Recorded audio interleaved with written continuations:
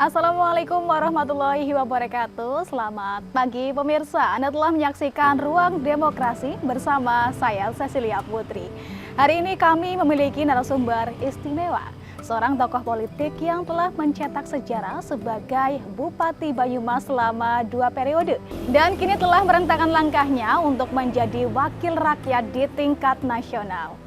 Dan saat ini saya juga sudah berada di Desa Karangtengah, Cilongok, Kabupaten Banyumas di kediaman narasumber kita pada hari ini, yakni Bapak Insinyur Ahmad Hussein selaku Bupati Banyumas periode 2013 hingga 2023 dan kini juga mencalonkan diri sebagai caleg DPR RI Dapil 8 Jawa Tengah. Yuk langsung saja kita temui Pak Hussein.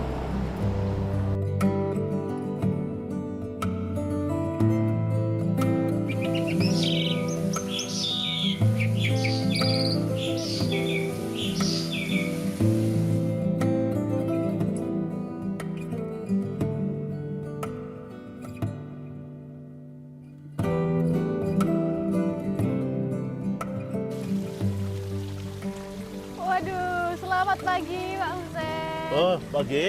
Ya, gimana Mbak Habis Cicil? ngapain ini Pak? Hah? Habis ngapain ini Pak? Ini saya lagi panen Iya. rumput akar wangi. Oh, luar biasa. Ini Nah, jadi... cuma ini kan tanahnya tanah dari sampah. Hmm, Nah, ini akarnya nih, udah kelihatan tuh.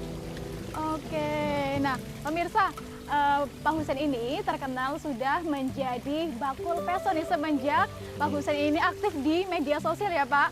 Mungkin, waduh, ini berarti akar wangi ya Pak? Ya, ini akarnya wangi nih. Oke. Ini tanahnya kan tanah apa? Mm-mm. Tanah Karena dari pupuk sampah. organik ya Pak? Sampah. Oke, sampah. Waduh. Ini akarnya wangi sekali. Oke. Waduh, jadi dari sampah ini bisa menghasilkan sesuatu ya Pak? Ini Sesuatu ya Pak? kalau jadi minyak, Mm-mm. 1 kilo itu sampai 5 juta. Oke, luar biasa pemirsa. Dan ini rumput ini bisa mencegah kelongsoran tebing. Oh, oke, luar biasa. Tuh. Oke, ya mungkin kita bisa berbincang-bincang sebentar ya Pak. Mungkin kita bisa lebih lanjut mengenai ini, Bapak. Ya. Aktivitas sehari-hari ngapain aja sih Pak selain bisa menanam akar wangi ini dan sekarang juga sedang mencalonkan diri ya Pak sebagai caleg DPR RI. Ya, kebetulan. Ya nanti saya cuci dulu ya. Oke, siap Pak. Ini masih banyak itu. Ini mahal sekali. Oke, jadi pemirsa nantikan jangan kemana-mana karena kita akan mengulas lebih dalam lagi bagaimana sih perjalanan Cuci dari di Pak Hussein besin. ini semenjak menjadi Bupati Banyumas. Dan tadi juga kita lihat bertanam ya, kita bisa melihat aktivitas dari Pak Hussein dan perjalanan saat ini mencalonkan diri sebagai DPR RI Dapil 8 Jawa Tengah.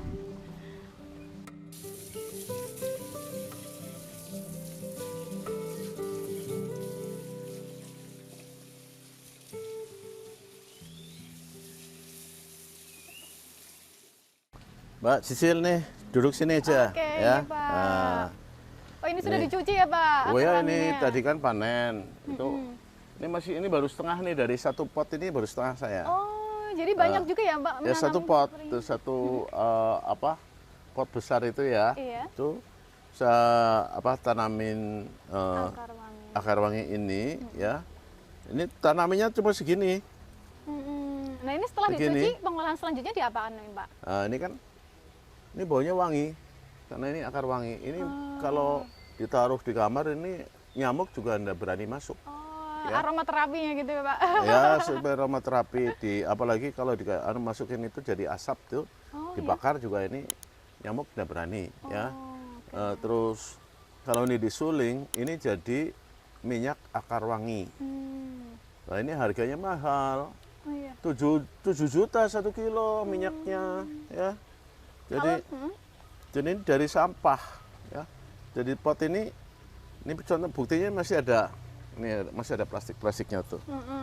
Ini dari plastik dari sampah itu yang ya ada tercampur plastik sedikit-sedikit sih. Ini, nah ini. Jadi memanfaatkan sampah ya Pak? Memanfaatkan sampah organik. Jadi setelah kita pilah pakai mesin, organiknya taruh di pot, ditanamin ini. Iya, kalau untuk perawatannya susah nggak nih Pak? Enggak, ini dibiarin aja. Nggak ada air juga tumbuh, ada air apalagi. Iya. Ini seperti alang-alang. Oh iya. Tapi manfaatnya besar karena akarnya ini wangi, harum, dan minyaknya mahal ya. Kemudian jarang orang nanam. Tapi kalau ditanam sekali di pot itu biarin aja, nggak usah ada perawatan. Ini saya nggak pernah ngerawat apa-apa. Itu di sana ada, itu bisa dilihat tuh banyak tuh. Oh iya, Udah saya banyak potong. sekali ya Pak. Banyak, ya. Oke, Ya. jadi di tengah kesibukan Bapak juga menanam ini ya Pak? Ya ini kan cuma sekali nanam paling 10 menit. Habis itu biarin kira-kira 8 bulan ini. Oh, 8 bulan bisa dimanfaatkan begitu Ya ya Pak? duduk itu. Oke, terima Ini kasih ya anu Pak. makan ini. Oke. Tonto itu namanya. Oh, endo-endo. Ya, apa? Asli Banyumas ya Pak? Onde-onde, Onde-onde. onde-onde Oke. kayak tonto maksudnya. Baik, terima kasih ya Pak menyempatkan waktunya ini di sela-sela kesibukannya. Tadi lagi manen akar wangi ya Pak? Akar wangi. Oke, kita Sampai kotor begini. iya Pak, dicuci ya Pak. Setelah dicuci ini biasanya dikapakan lagi Pak? Ini selanjutnya saya jemur. Oh, dijemur dulu. Jemur kumpulkan.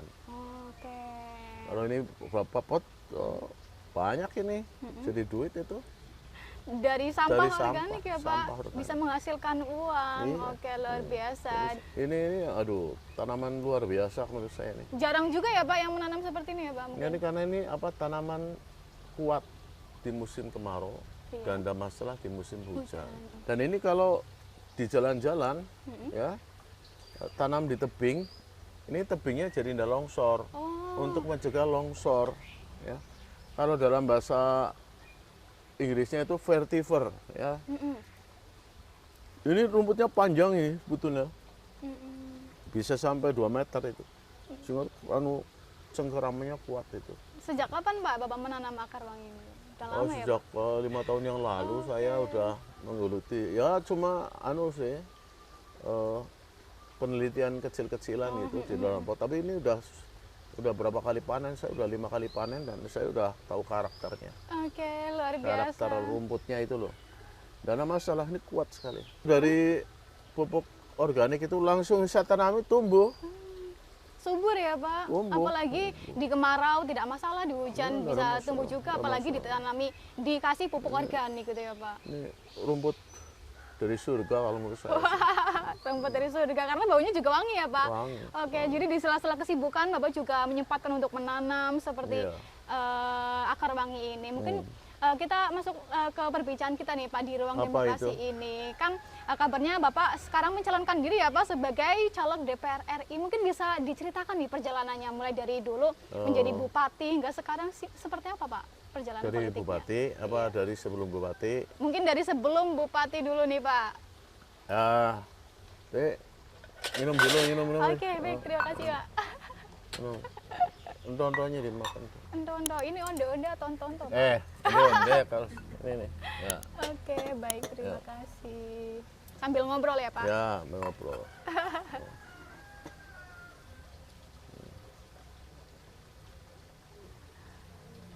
Oke. Nih. Cangkir kuno itu. Iya Pak, ini barang antik ya Pak, termasuknya ini Pak. Wah, sekarang ini banyak dijual di mana-mana. Mahal ya Pak juga ini. Modelnya punya model nilai. kuno. Gitu. Kalau mau gula-gula itu. Oke, ya Pak, nggak apa-apa. Tawar saja. Seger ya Pak.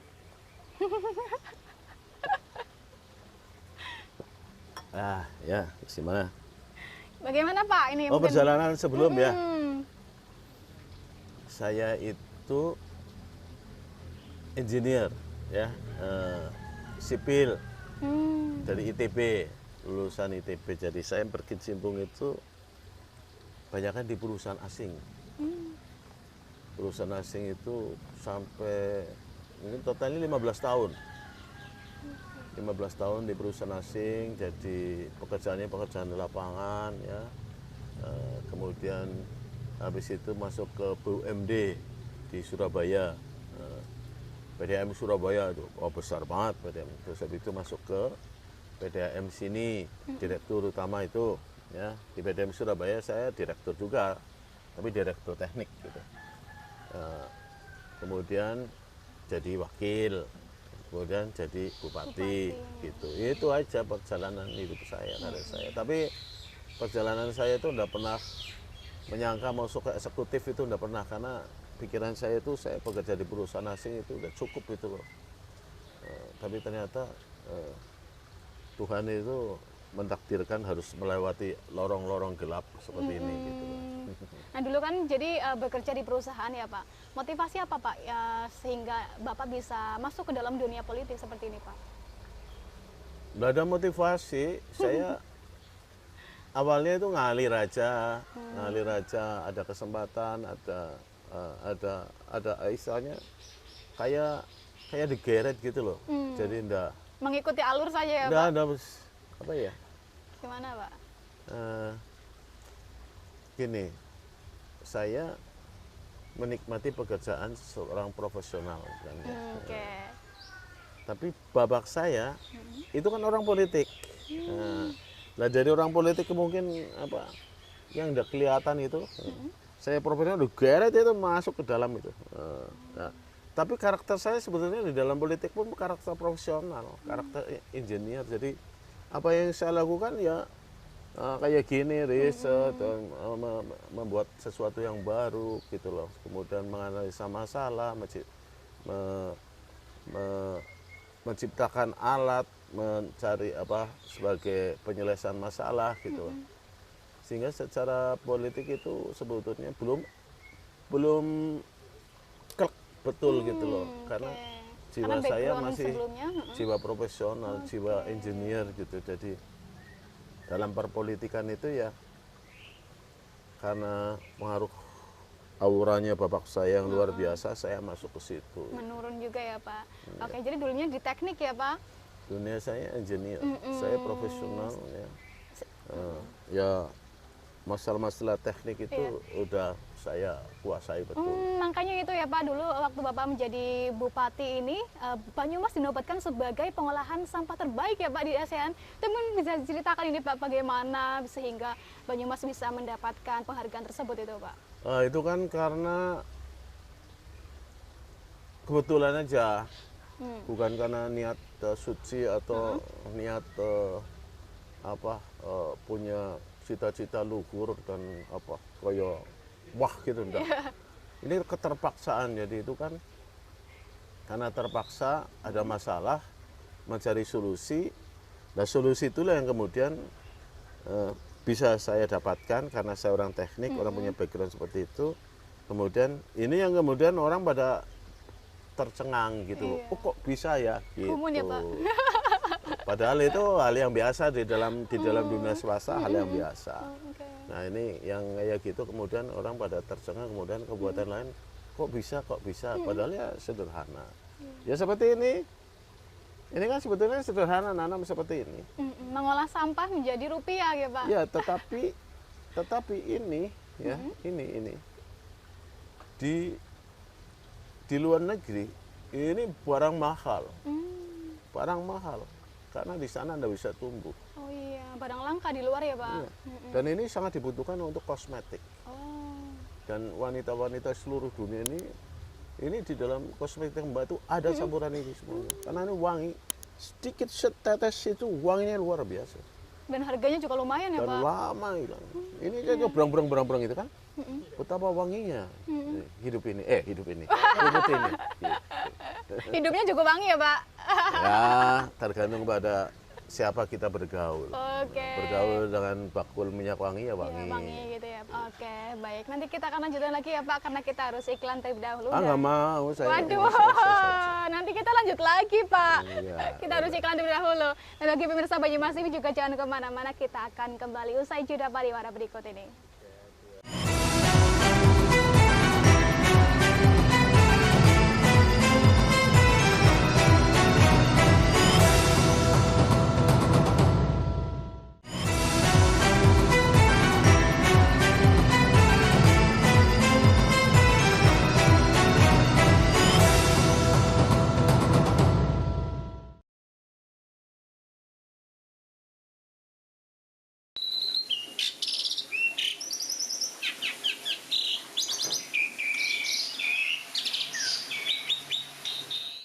Baik, terima kasih pemirsa. Nah, masih bersama kami dalam Ruang Demokrasi dan masih bersama dengan Pak Hussein ini selaku Bupati Banyumas periode 2013 hingga 2023. Bagaimana ini Pak? Mungkin bisa diceritakan kembali nih mengenai pemilu di 2024 ini sebagai calon legislatifnya Pak.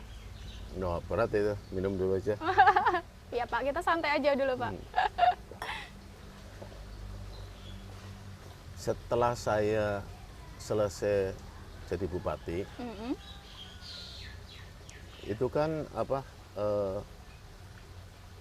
Ya saya kegiatannya itu jadi dalang. Maksudnya dalang itu bukan dalang wayang kulit, itu dalang menceritakan tentang metode pengelolaan sampah di kabupaten-kabupaten lain, di kota-kota lain. Saya diundang, suruh ceramah, suruh presentasi gitu kan. Nah, dalam perjalanan itu kemudian kan juga ada pencalonan itu legislatif. Ternyata beruntung saya masuk DCT, DPR RI dari PDI Perjuangan nomor 4. Nah, itu. Jadi kalau nyoblos itu kan ada 6 kartu suara, ya, abu-abu, kuning, biru, hijau, merah. Nah, kok yang DPR RI itu yang kuning. Kuning itu kalau dijembreng semuanya, gitu kan, itu nanti ada partai dari kiri 1, 2, 3. 3 itu partai PDI Perjuangan. Nah kalau mau nyoblos saya jangan di situ, tapi turun ke bawah 1, 2, 3, 4, nomor urut 4. Ini ada nomor 4 namanya Ahmad Hussein. Jusis itu aja. Kayak gini. Oke. Gitu. Jadi partai PDI nomor 3, nomor urutnya 4 ya Pak. Oke. Iya. Jadi begitu ya Pak. Nah ini kan Bapak selama ini terkenal sebagai bakul peso ya Pak.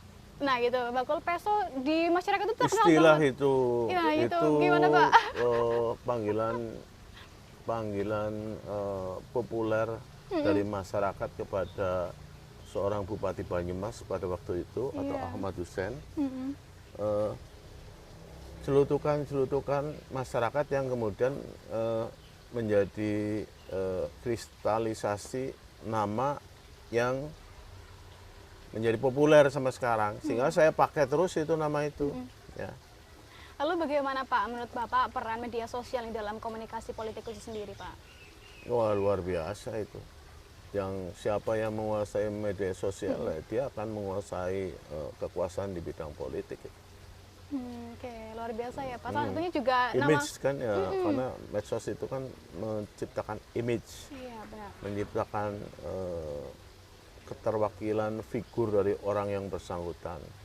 Dengan medsos itu tahu sebetulnya orang ini seperti apa sebetulnya isinya gitu kan. Bagaimana dia mengutarakan ungkapan pendapatannya, bagaimana dia itu menjawab persoalan-persoalan, bagaimana dia bisa mengurai setiap masalah secara detail, runtut dan jelas gitu kan. Kemudian masalah-masalah itu kemudian sampingnya adalah solusi-solusi gitu kan. Dan solusi kemudian dari banyak solusi kemudian ini semut. Dari banyak solusi kemudian di sorting, mana prioritas solusi yang paling harus diselesaikan pertama, kedua, ketiga, dan seterusnya. Kemudian resourcesnya untuk menjawab solusi itu apa? Apakah itu tenaga kerja, apakah itu uang, apakah itu sarana prasarana, ya, apa itu keahlian, apakah itu paten dan sebagainya. Maka kemudian selesai masalah ini, kemudian dicek siapa yang tanggung jawab terhadap permasalahan itu kan. Nah, maka nanti tinggal yang di atas mengontrol terhadap yang menyelesaikan itu, sehingga nanti runtut solusinya selesai atau tidak. Nah gitu loh, itu yang tadi metode penyelesaian masalah. Melalui media sosial itu sendiri ya Pak? Ya harus, dan nanti dia tahu gitu loh. Dan saat ini juga Bapak masih aktif ya Pak bermedia sosial ya Pak? Ya masih, itu jadi hobi. Lalu seberapa penting sih Pak media sosial menurut Bapak Pak sekarang di zaman sekarang ini, apalagi di masalah politik juga? Ya depend ya, tergantung ya. Jadi kalau orang hobinya memang berinteraksi dengan masyarakat, ya. Hobinya itu ingin membuat suasana perubahan-perubahan di lingkup masyarakat atau di lingkup orang-orang yang bersama-sama di media sosial, itu penting sekali, ya. Itu bisa mencerahkan diri sendiri dan mencerahkan orang lain. Ya. Tapi bagi yang inginnya hidup ayam tentrem, ya, tidak mau terganggu dengan suasana masyarakat, ya, ingin bertanam singkong, bunga, anggrek, dan ikan misalnya, yang ayam-ayam aja, medsos tidak penting itu. Tergantung dari individunya masing-masing aja. Oke, tergantung motifnya juga ya Pak, menggunakan media sosial itu sendiri. Oke, baik. Nah, Bapak sekarang ini kan mungkin lagi mencalonkan diri ya Pak sebagai caleg. Ini dari daerah pemilihan berapa ini Pak? Daerah Banyumas Cilacap. Oh, Banyumas Cilacap. Dapil 8. Dapil 8. Mungkin bagaimana Pak menurut Bapak masyarakatnya di Banyumas dan Cilacap ini Pak yang mungkin nanti akan dipimpin oleh Bapak itu sendiri? Bukan dipimpin, saya kan mewakili. Oh, mewakili. Oke, baik, mewakili rakyat di tingkat nasional ini kalau Pak. bupati memimpin, Oh, kalau iya. saya mewakili. Jadi Banyumas Cilacap itu similar, jadi sama karakternya. Karakter Cablaka, karakter apa adanya, karakter sederhana dan jenaka. Jadi tapi ilmiah gitu loh, dan pemberani gitu kan. Kalau udah nekat gitu kan. Itu Pak Husein ini Pak. Enggak, Banyumas Cilacap, bukan saya. Ya siapa saja yang mengaku orang Banyumas rata-rata karakternya seperti itu, gitu loh. Jadi mirip-mirip saja. Jadi suasana perpolitikannya juga sama, gitu loh. Ya, lebih dominan ke persaudaraan. Lebih dominan kepada persaudaraan dibandingkan dengan transaksional. Oke, lalu kalau potensi dari Banyumas dan Cilacap bagaimana Pak? Itu luar biasa itu. Jadi hanya perlu ilmu dan perlu fulus, ya. Fulus ya Pak. Perlu uang, ya, perlu sumber daya, ya, sama ilmu untuk membuat potensi itu menjadi nampak keluar, menggelegar, menggunung, ya. Kemudian orang-orang akan berdatangan, orang-orang akan melihat Banyumas dan Cilacap. Untuk meningkatkan perekonomiannya juga ya. Pak? Meningkatkan perekonomian, meningkatkan kesejahteraan, meningkatkan juga kedamaian dan ketentraman. Oke, jadi masing-masing wilayah pasti punya potensi ya Pak. Bagaimana kita memunculkan potensi itu agar bisa muncul? Iya, masing-masing punya. Daerah sini aja ini satu halaman ini potensinya bermacam-macam. Oke. Satu halaman ini sebelah sana potensinya ini, sebelah sini. Tapi saya tuh senang di sini. Sambil mencium bau harum. Harumnya kehidupan. Nah, harumnya minyak bakar wangi. Oke, baik Pak. Nanti kita akan lanjut lagi ya Pak, karena kita harus iklan dulu ini Pak. Jangan ditolak Pak iklannya. Iya, boleh. Oke, baik. Jadi pemirsa juga jangan kemana-mana. Ruang Demokrasi akan segera kembali untuk Anda.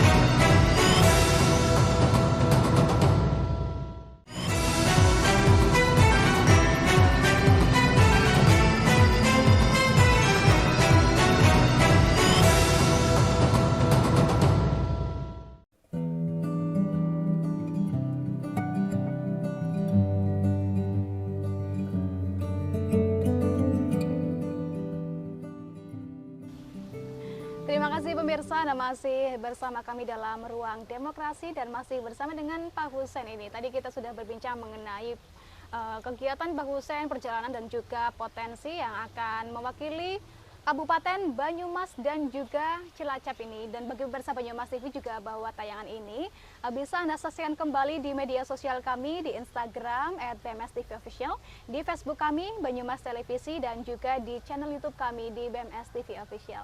Baik Pak Husein, kita lanjutkan perbincangan kita nih mengenai ruang demokrasi nih di balik perjalanan politik Bapak yang juga berkebun ya Pak di sini untuk menggali potensi yang ada di sekitar rumah ini ya Pak. Mungkin Ya. bagaimana rencana Bapak ini untuk kedepannya mewakili rakyat untuk daerah pemilihan Banyumas dan Cilacap, Pak? Gini, itu juga banyak masyarakat tanya, visi misinya Nah, iya. Bangkul Peso atau Pak Guseng itu apa gitu loh. Ya. Karena gini, kalau bupati atau gubernur atau presiden itu punya visi misi, karena dia punya anggaran, ya, karena dia itu punya planning yang jelas, punya program yang jelas, ada resources, ada uang, ada alat, ada sarana manusia, ya, fasilitas yang ada, sehingga untuk mencapainya itu jelas. Nah, kalau legislatif, ya, legislatif itu kan tugasnya adalah di perundang-undangan dan pengawasan. Nah, di sini memang di sana nanti ada pembagian komisi-komisi kan, komisi yang kemudian ada komisi A, B, C atau komisi 1, 2 dan sebagainya. Ini tergantung bidangnya, tergantung bidangnya. Nah, tapi gini, bagi saya apapun komisinya, di tempat di mana nanti kalau Allah Subhanahu wa taala dan masyarakat Banyumas menjadikan saya sebagai wakil dari masyarakat, yaitu DPR RI, maka apapun komisinya bagi saya tidak ada masalah. Saya akan di situ, ya, ya, maksimal saya bikin bekerja yang sangat bagus, ya, sangat sungguh-sungguh lah. Saya kan kalau bekerja tidak pernah main-main, ya, termasuk orang pendiam, serius dan sebagainya. Itu kan karakter dari kecil yang bisa dirubah. Nah, namun untuk Banyumas ini kan ada permasalahan-permasalahan yang saya tahu betul, infrastruktur ini dan ini. Saya mungkin bukan di komisi itu, tetapi kan saya bisa mengakses.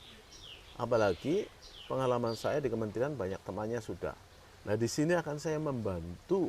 Nah, akan saya membantu baik Pak Bupati ataupun Bupati yang akan datang atau siapapun yang jadi Bupati yang akan datang, ya. Itu saya akan dorong, akan bantu supaya ini bisa ada akselerasi, ada percepatan, ada pembangunan. Yang saya tahu ini masalah di sini. Jadi saya akan membantulah, memfasilitasi, membuat akses kepada pembangunan-pembangunan yang di Banyumas maupun Cilacap yang ada bermasalah itu untuk supaya bisa dirangkaikan, diselesaikan oleh pusat gitu loh. Apa itu kementerian atau mungkin lewat Pak Presiden atau bagaimana nanti. Ya. Oke, jadi dengan pengalaman Bapak sebagai Bupati dua periode tersebut ya Pak, Bapak Iya. sudah mempunyai relasi ya Pak, akhirnya bisa Udah, langsung. saya networking saya di kementerian udah banyak, karena udah sering ketemu, udah sering keluar masuk di kementerian gitu. Saya sudah networking saya sudah ada, itu kan bisa saya jadikan akses. Apalagi kan di DPR RI kan agak orang masih melihat, masih hormat itu. Tapi kalau saya sebagai masyarakat biasa ucuk-ucuk di situ itu pertemanan aja. Oh iya. Nggak ada force, nggak ada pressure untuk bisa membuat ini terwujud. Ya, selain konektivitas dan persahabatan, networking, tapi kan perlu pressure, perlu pressure, perlu force, ya, perlu tenaga untuk mempercepat itu. Itulah dengan DPR RI. Kolaborasi juga ya Pak. Kolaborasi oke, kolaborasi itu kan pertemanan, ya. Tapi force atau pressure karena kekuasaan itu kan perlu. Gitu. Inilah yang saya maksudkan, mempercepat, membuat jalan pintas. Oke, Tapi saya sendiri kalau ditanya visi misi, ya, mana ada legislatif DPR RI punya visi misi, tidak ada. Ya.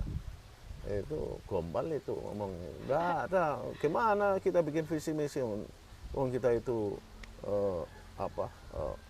mengelola perundang-undangan dan pengawasan. Mewakili gitu kan. gitu ya, Bang. Mewakili, Bukan mendorong memimpin, iya, mendorong, mempressure oke. Iya benar.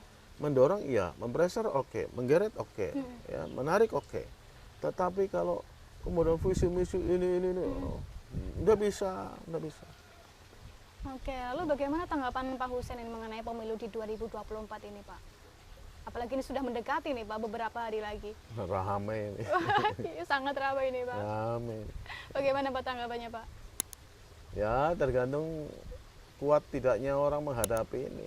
Ya, kalau semua orang kuat dan sabar, saya rasa tidak ada masalah. Tapi kalau orang pada semuanya bertarung habis-habisan, kemudian asal menang itu yang masalah. Oke, baik. Nanti kita akan lanjutkan lagi ya Pak, karena kita harus iklan terlebih dahulu. Dan bagi pemirsa Banyumas TV juga jangan kemana-mana, karena kita akan kembali usai jeda pariwara berikut ini.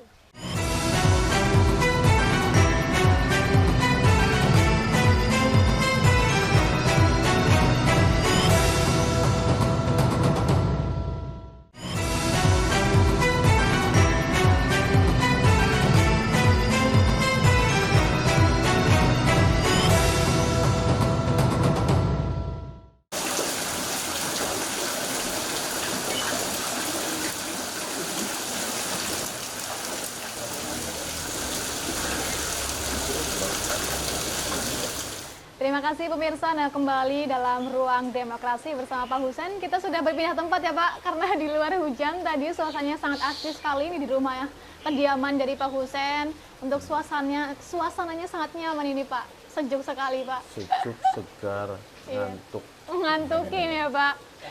Oke, baik pemirsa, tadi kita sudah berbincang-bincang dengan Pak Husein. Kita kembali berbincang nih mengenai peran pemuda nih. Pendapat Pak Husein ini dengan peran pemuda dan mungkin perempuan di dalam mengaktifkan partisipasi politik di Banyumas, terutama di menghadapi pemilu mendatang ini Pak, bagaimana Pak? Sangat potensinya itu yang menentukan. Jadi kalau ya pemudanya itu tidak berpartisipasi, ya artinya dia tidak akan bisa menentukan nasibnya sendiri, diserahkan kepada orang-orang lain yang belum tentu mewakili aspirasi pemuda tersebut untuk menggapai cita-citanya, mubazir itu. Sehingga para pemuda, ya pemudi juga, ya otomatis ya itu untuk pemilu 14 Februari 2024 ini harus ikut, harus nyoblos. Siapapun pilihanmu, ya sesuai dengan apa yang kau suka, apa yang kau lihat dan kau kenal, serta yakini betul bahwa dia mewakili aspirasinya kalian, ya maka coblosan, ya jangan golput, jangan masa bodoh, jangan apatis, karena kalau masa bodoh, apatis ini nanti nasib kamu diserahkan kepada orang yang tidak apatis dan belum tentu itu akan mewakili aspirasinya kamu gitu loh. Jadi harus ikut apapun gitu loh. Tapi kalau sudah ikut ya kemudian ternyata ya nanti wakilnya kamu itu bisa menjadikan cita-cita kamu itu tercapai karena aspirasinya itu dipenuhi, nah itu jos itu. Tapi kalau enggak itu, nah itu sama saja dengan menolak rezeki yang diberikan oleh yang Maha Kuasa, ya. Oleh sebab itu pemuda-pemuda ya semuanya ya harus berpartisipasi dan menggunakan hak suaranya. Dan menggunakan hak pilihnya, hak suaranya. Itu wajib kalau menurut saya. Karena apapun, jangan masa bodoh, jangan apatis. Apapun keadaannya, ya, robahlah dimulai dari sedikit-sedikit ini. Dengan harapan, jangan apatis. Pilihlah dengan keyakinan yang yakin betul bahwa orang tersebut jelas, orang tersebut kinerjanya sudah diketahui, orang tersebut itu rajin, orang tersebut itu selalu serius dalam melaksanakan tugasnya dan sungguh-sungguh untuk membawa aspirasinya menjadi suatu yang terwujud nyata gitu. Ya pilihlah itu gitu loh, siapapun dia gitu loh, ya silakan aja gitu. Jadi satu hal yang pamali atau tidak boleh adalah apatis, masa bodoh, tidak peduli, ya, nanti nasibnya kita pun akan jadi begitu gitu loh. Tapi kalau kita partisipatif, tanggung jawab, teliti dan sensitif, kemudian juga bisa melihat mana yang baik, mana yang benar, maka itu akan kembali pada diri kita. Gitu. Jadi jangan golput, apapun yang terjadi. Karena satu suara sangat berarti ya Pak untuk Sangat kemajuan berarti. negara ini. Harus partisipasi. Jangan masa bodoh. Kalau masa bodoh, nasib kamu juga masa bodoh. Nah, kalau untuk masalah money politik nih, bagaimana Pak menurut pendapat Bapak mengenai money politik yang mungkin banyak masyarakat yang tidak mempunyai pilihan lalu mengharapkan uangnya begitu Pak, anak duitnya nyoblos gitu Pak, biasanya seperti itu. Bagaimana pendapatan Bapak? Itu belum dewasa. Oke. Belum dewasa dalam iklim demokrasi itu namanya jual beli, itu transaksional. Kalau menurut saya pribadi itu hukumnya haram itu. Nah, tapi saya menyadari bahwa masyarakat itu sedang membutuhkan uang. Kondisinya sekarang itu uang 5.000, uang 10.000 sangat berarti. Kalau saya ke pasar itu saya beli katakanlah kangkung itu 5.000, mereka gembira. Apalagi kalau dikasih 100.000, 5.000 aja sangat berarti. Apalagi kasih 100.000. Jadi saya memaklumin itu, karena kondisinya lagi susah uang, mencari uang susah gitu. Jadi tapi ya, kalaupun seperti itu, tapi tetap waras gitu loh, jangan terpengaruh. Karena orang yang mau transaksional kan punya keinginan. Nah, karena dia mengeluarkan uang. Kalau sudah mengeluarkan uang, berarti kan dia menginginkan itu kembali. Nah, kalau kembali, maka kalau tidak mencukupi, akan mencari jalan lain supaya kembalinya pas atau lebih gitu kan. Nah, ini yang berbahaya. Oleh sebab itu, kepada orang-orang yang transaksional itu, menurut saya, terserah sih ya, tetapi coblosnya itu sesuai dengan aspirasi yang tadi saya katakan. Jelas, punya kinerja yang bisa dilihat, orangnya sungguh-sungguh dikenal ya, kemudian juga bisa didatangi dan mewakili, bisa mau mendengarkan gitu loh. Itu pilih aja. Yang ngasih itu sebaiknya nggak usah dipilih menurut saya. Wah, kalau masalah uang sih terserah, saya nggak bisa mengatakan apa ditolak, apa diterima atau dibuang, apa dikasihkan orang, itu kan haknya masing-masing orang. Saya nggak bisa berkomentar terhadap masalah itu. Tetapi pilihannya harusnya jangan melihat siapa yang memberi, tetapi tetap pilihannya adalah kepada tujuan untuk menciptakan demokrasi yang benar, tujuan untuk membawa aspirasinya kesampaian dan kembali kepada orang yang nyoblos gitu loh. Dari rakyat kembali ke rakyat. Iya, jadi agak, karena gini, kalau saya katakan tolak aja gitu kan, kan enak aja dikasih tolak, nggak dibutuh gitu kan. Jadi kan saya tidak bisa mengatakan begitu kan ya, tapi kan itu terserah saja. Nah, tapi tujuannya harus tetap tercapai, bahwa yang mewakili adalah orang yang punya integritas gitu. Yang mewakili adalah orang yang genah, orang yang memang sudah dikenal dengan baik gitu. Oke, diketahui latar belakang. Iya, juga bagaimana ya, mau mewakili orang kenal lebih orang. Oke, luar biasa lah. Untuk dari Pak Husan sendiri, apa cita-cita Bapak sih untuk Kabupaten Banyumas dan juga Cilacap yang akan diwakili nanti Pak di Dapil 8 ini? Gini, saya kan tahu persis lah permasalahan dan tahu persis obatnya apa gitu. Iya. Hanya saja mencari obatnya itu kadang-kadang obatnya sedikit, yang minta banyak gitu kan. Jadi satu ya, ini adalah masalah lapangan tenaga kerja. Itu utama. Ya. Orang cari kerja di Banyumas itu susah. Nah, tapi terus apa yang dilakukan saya selama 10 tahun ini? Nah, itu kan masih orang berbalik tanya, kalau tahu udah gitu kenapa dari situ sudah gitu kan? Hanya gitu kan? Kalau misalnya ini dari 0 sampai 100 gitu kan? Saya itu kan 5 tahun pertama memberesi birokrasi, ya, membuat suasana kondusif dan sebagainya. kemudian meletakkan dasar pondasi, kemudian 5 tahun kedua baru ini berjalan. Berjalan pun terseok-seok karena ada pandemi kan. Tapi kan saya sudah tahu persis. Nah ini kan sudah saya bikin pondasi-pondasinya ya. Apa yang menjadi sarana untuk bisa loncat ataupun take off itu sudah ada kan. Nah ini yang saya maksud nanti akan saya rampungkan di sini. Walaupun saya tidak bisa direct, tidak bisa langsung. Karena apa? Saya bukan pemegang kekuasaan direct.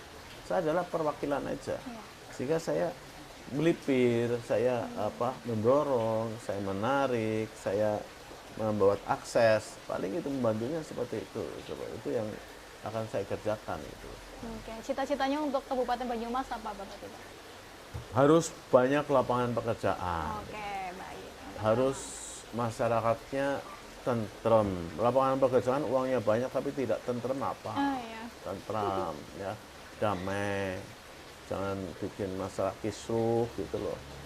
Jadi suasananya itu nyaman gitu kan, uangnya banyak, badannya sehat gitu loh, ibadahnya lengkap itu kayak gitu. Oke, luar biasa. Tujuan manusia kan itu. Lalu apa sih pesan yang ingin Bapak sampaikan mungkin untuk masyarakat Banyumas yang sudah Bapak pimpin selama 2 periode ini Pak, di menjelang pemilu ini Pak? Ya lebih dipercepat, diakselerasi apa yang telah ada. Misalnya kalau dulu bekerja segini gitu kan ya, sekarang bekerja gitu. Kalau bekerjanya dulu pelan-pelan, sekarang ada cepat, kemajuan gitu. ya Pak? Ya, jadi dipercepat, diperbesar gitu kan ya, diperluas, diperberat ya, diperpanjang gitu kan. Apa yang telah ada. Sehingga nanti jangkauannya itu bukan hanya kota, tapi kita melipir ke pinggiran kota, melipir ke seluruh desa. Nah, artinya nanti cita-cita yang mulia sebetulnya ya, kalau siapapun juga pemimpinnya, kalau seluruh masyarakat semuanya berpendidikan sarjana, top itu. Dan bagaimana seluruh masyarakat semuanya berpendidikan sarjana atau selevel atau setara gitu. Kan harus ada ini. Iya. Ini bagaimana ada ini, ada uang, ciptakan lapangan kerja. Bagaimana ciptakan lapangan kerja ada? Ya kita sarana prasarana, aturan, kepastian hukum dan sebagainya harus ada. Dan ada ilmu untuk itu dan ada insentif permodalan dan sebagainya supaya semua orang itu pintar-pintar dan semua orang dapat menganalisa masalah serta semua orang dapat menciptakan lapangan pekerjaan sendiri atau kalaupun ikut menjadi besar sekalian gitu. Oke, jadi kuncinya lapangan pekerjaan itu sangat penting ya Pak? Lapangan pekerjaan sangat penting. Terus juga jangan dilupakan kelestarian lingkungan juga. Karena itu kita tidak hidup cuma untuk diri kita tapi anak cucu kita. Kalau kemudian kita menciptakan pekerjaan, membuat orang makmur segala macam, tapi hanya berlaku 5 tahun atau 10 tahun sepanjang kita hidup, tapi anak cucu kita yang sengsara karena rusak, gimana? Ya, anak cucu kita juga harus punya hak untuk mendapatkan lingkungan yang enak, udara bersih, jalannya bagus, ya, masing-masing punya kendaraan. Gitu. Oke, luar biasa. Lalu apa sih harapan Pak Hussein di pemilu 2024 tahun ini Pak? Yang pertama adalah damai. Yang pertama adalah damai. Pemilu damai itu penting. Karena kalau tidak damai nanti akan berkepanjangan masalahnya. Yang kedua, menyadari dan siap apapun yang terjadi. Karena kan dalam konstelasi ini kan ada yang disebut ada yang berhasil dan ada yang tidak berhasil kan. Juga dari pihak yang menyelenggarakan juga harus fair, harus adil, tidak berat sebelah, gitu kan. Nanti masyarakat tidak ada yang kecewa. Kalau tidak ada yang kecewa, maka tidak akan terjadi keisruhan. Jadi jalani aja sampai selesai dan cari hikmahnya, serta nikmati saja demokrasi ini.